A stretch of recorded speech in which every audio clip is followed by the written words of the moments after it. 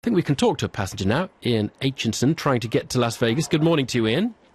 Good morning. When did your journey start? I can hardly remember that far back. Let me see, I left home at about 10 o'clock yesterday morning to drive through the snow, which was fun to get to Heathrow Terminal 5, and arrived nice and early. Saw lots of flights being cancelled, but I was flying off to Vegas, and the long-haul flights weren't being cancelled, so that was good. So I checked in and boarded the plane on time, which was about 20 past 3. So at that point I thought everything was going to be fine. Right, and you got on the plane? Yeah, got on the plane, sat down. They said there'd be a short delay and then a bit of a longer delay. And then they explained we were waiting for the plane to be de-iced and there's a queue for the de-icing. And, there was lots of updates on we're waiting to be de-iced. And it gradually time passed and it became more and more of a kind of surreal nightmare. 4 hours, 5 hours, 6 hours in, we'd had some food, had some drinks, and then it was the end of the shift for the staff. So they unloaded you? They graciously let us off the plane. At about what time was this then? What time was that? It was about 9 o'clock. It's about 9 that we came off. But the Cascaref nightmare didn't finish there.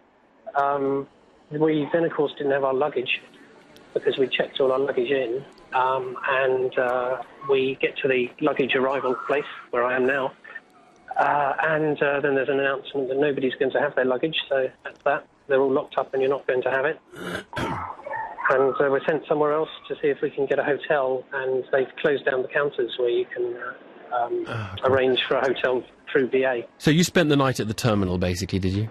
No, I didn't, no. I was with a collection of colleagues. I work for an American software company, so I was able, through my employer, to get a hotel organised. I'm back at Heathrow. It's taking me about an hour to get through to the baggage pickup area. I have a flight arranged for tomorrow. Oh, OK, tomorrow. Which is OK, but the baggage I can't pick up today. We've just been told you can't have your baggage for another day. Ian, good luck with your nightmare, mate. I mean, does sound absolutely horrific. I'm sure it'll all be worthwhile when you get there in the end. On Saturday's programme, we spoke to one passenger who's having a terrible time trying to get to Las Vegas for a business conference. We wanted to find out what had happened to Ian in the interim, and guess where we found him? He's still at Heathrow. I'm sorry for laughing. And he joins us now. You're very stoic about this, and you've essentially been waiting there since Saturday morning. Well, I've not completely been waiting here. Luckily enough, I've been able to go home because I live about an hour's drive away. So I've been able to return home for some of Saturday and a bit of Sunday. But what happened to you yesterday when you were trying to get off again? So my personal hell continued yesterday. So I got back to the airport on Sunday and reboarded the flight because I'd been booked onto the Sunday afternoon flight. And we sat on the plane again for a long time. This is still sitting connected to the gates. So we boarded, sat down, and waited and waited. There were no announcements for almost 2 hours. And then the captain appeared and apologised that the PA hadn't been working. Told us we were in a queue to be de-iced. Said he didn't know how long it would take, but it's about 20 to 30 minutes per plane, and there were 5 planes ahead of us. So some basic maths gave us an idea of what was going on. It actually got to, I think it was about 7 o'clock when they announced, maybe 8 o'clock they announced that the flights... Oh no, I'm sorry, we were de-iced at 7. And then you iced up again? We were de-iced at 7, and immediately after being de-iced they announced the flight had been cancelled.